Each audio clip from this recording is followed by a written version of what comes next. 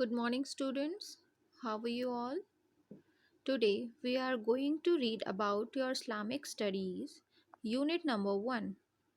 In this unit, we are going to read about Allah's creation. As you know, Allah created many things for us, like mountains, sun, moon, food.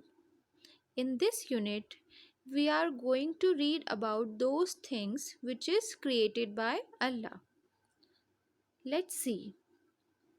Allah created many things like sky, fields, earth, water, sun, rain, mountains, winds, and He makes us happy.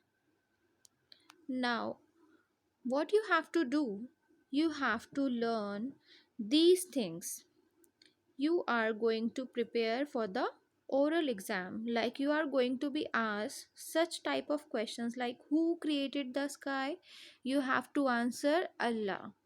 Who created the earth, you have to answer Allah. Okay, likewise this you have to prepare for your oral examination.